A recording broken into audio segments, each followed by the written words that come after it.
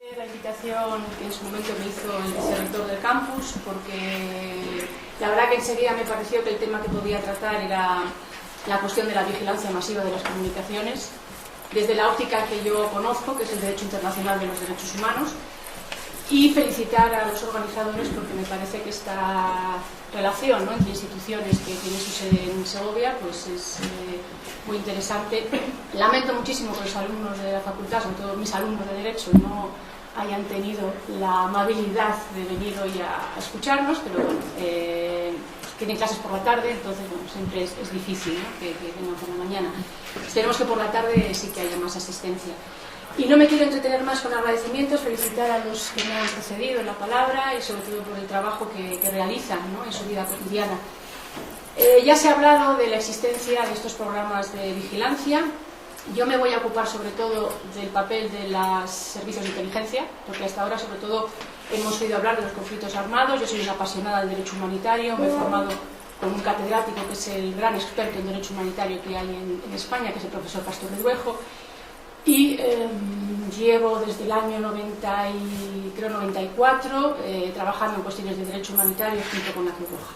Pero hoy no voy a hablar de derecho humanitario, voy a hablar de lo que ocurre en tiempo de paz y entre aliados, es decir, lo que debería regir la confianza recíproca, que también es un valor de las relaciones internacionales y de la sociedad internacional, la buena fe y la confianza recíproca.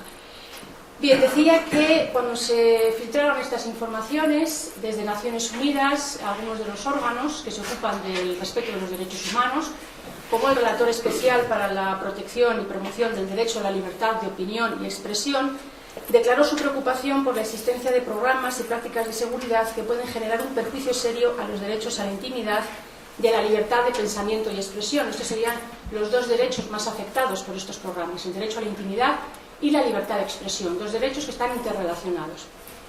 Insta a las autoridades correspondientes a que revisen la legislación pertinente y modifiquen sus prácticas con la finalidad de asegurar su adecuación a los principios internacionales en materia de derechos humanos. Un poco en la misma línea se pronunció el Parlamento Europeo ante las sospechas de que las instituciones europeas habían sido también espiadas, aunque en los documentos de Naciones Unidas, de los órganos de derechos humanos, no se usa nunca el término de espiar o espionaje, no siempre se habla de vigilancia masiva de comunicaciones, recopilación de información, tampoco el Parlamento Europeo utiliza esa expresión, y muestra su preocupación, ¿no?, ante el PRIS y otros programas similares.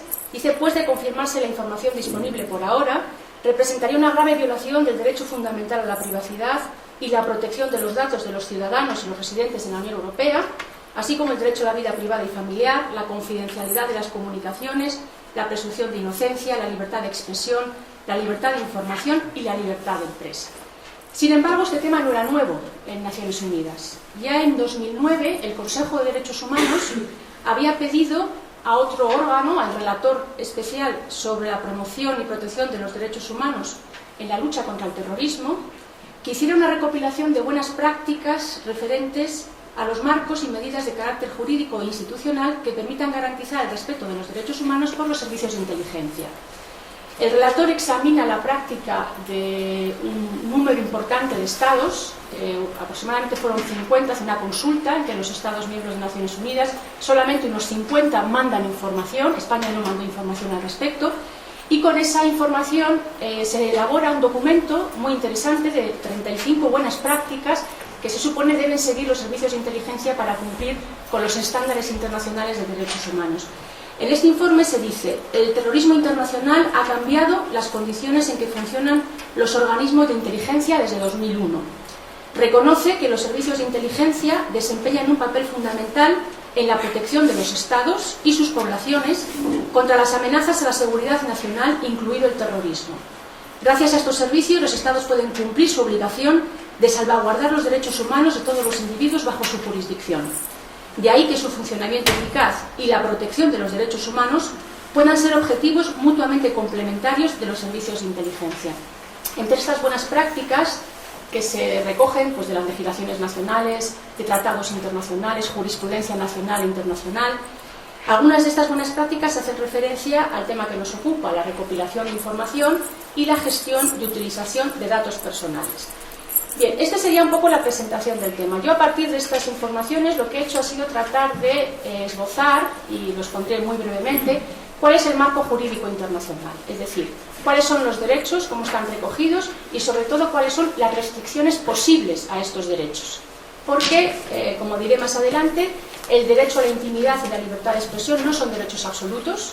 Tanto el Pacto Internacional de Derechos Civiles y Políticos como el Convenio Europeo de Derechos Humanos reconoce que hay unas restricciones posibles, entre ellas por motivos de seguridad nacional.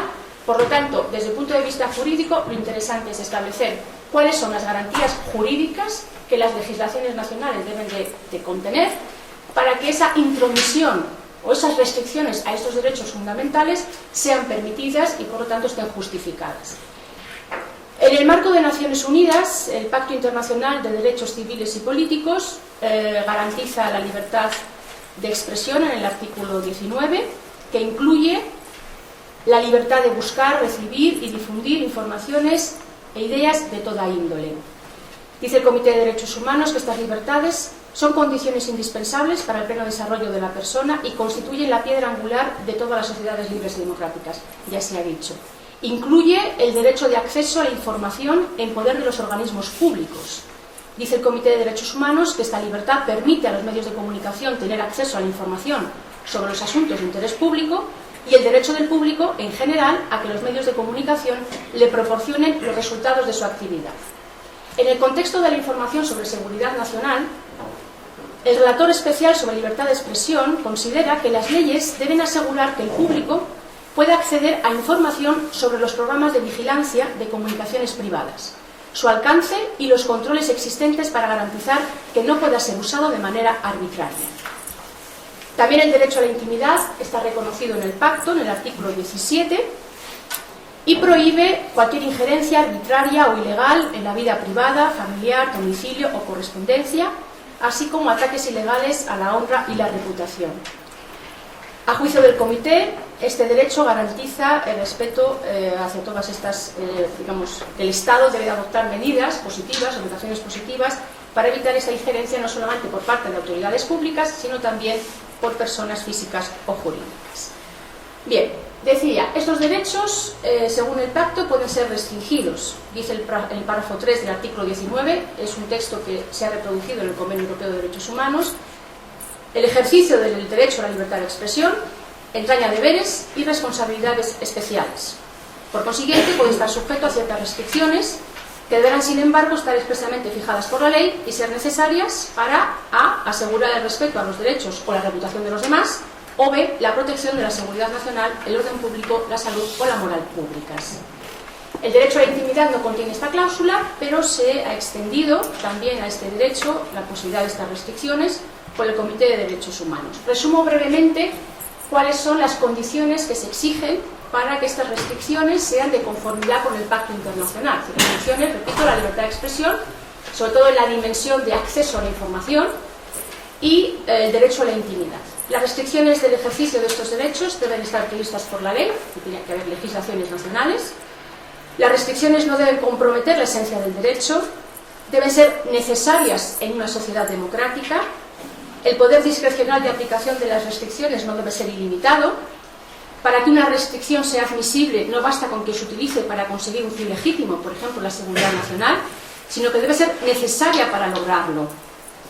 En el marco de la seguridad nacional, el experto denuncia que se utilizan esta cláusula de seguridad nacional muchas veces de manera vaga e imprecisa, ¿no? De forma que basta mencionar la seguridad nacional para ya justificar estas restricciones. Eso no sería suficiente.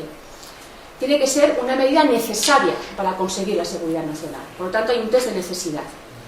Las medidas restrictivas deben respetar el principio de proporcionalidad. Deben ser el instrumento menos perturbador de los que permiten conseguir el resultado deseado y deben guardar proporción con el interés que se debe proteger, es decir, la seguridad nacional. Por último, las restricciones deben ser compatibles con los demás derechos consagrados en el pacto y con los principios fundamentales de igualdad y no discriminación. Bien, examinada la práctica internacional, el relator especial de Naciones Unidas llega a la siguiente conclusión. Las legislaciones, es un informe de hace un par de meses. Las legislaciones en materia de inteligencia y seguridad son inadecuadas frente a los desarrollos de las nuevas tecnologías en la era digital. En muchos países esto significa que se invocan normas jurídicas vagas para legitimar y sancionar el uso de técnicas invasivas.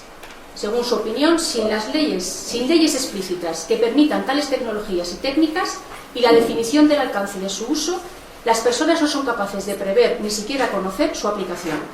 Al mismo tiempo, nuevas leyes que están siendo adoptadas para ampliar el alcance de las excepciones de seguridad nacional.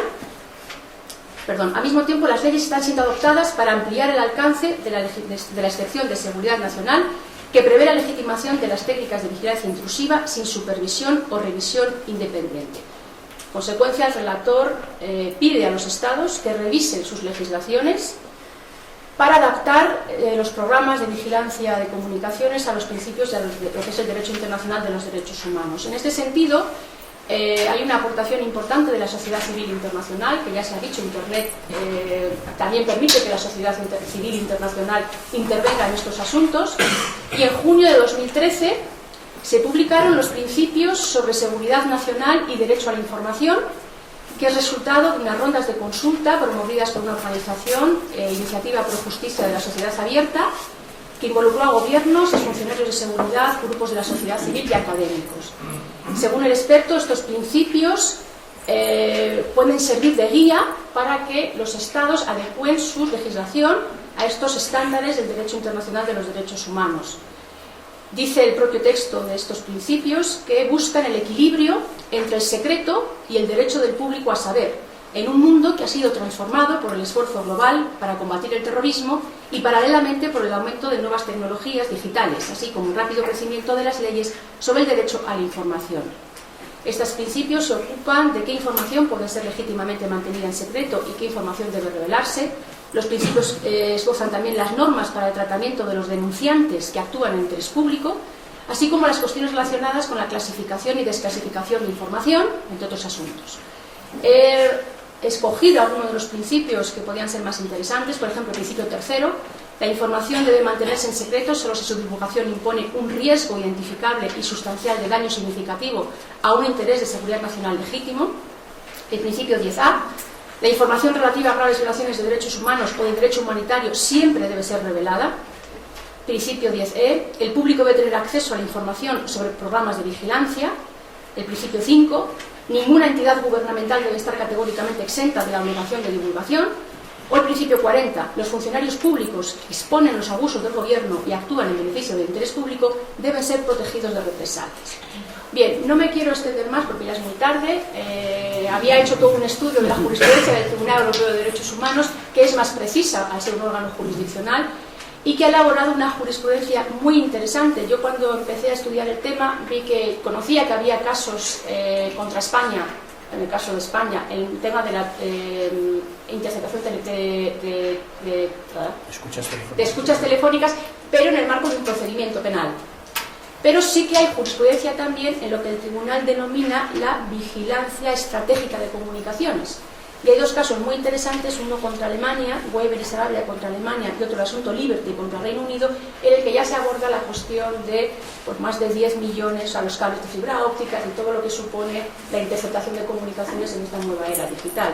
Aplican los mismos principios, que van un poco en el test que hemos visto antes, que esté previsto por la ley, pero no basta con que haya una ley. Esa ley tiene que tener unas características, unas garantías, ¿no? Luego aplica un test de necesidad y un test de proporcionalidad.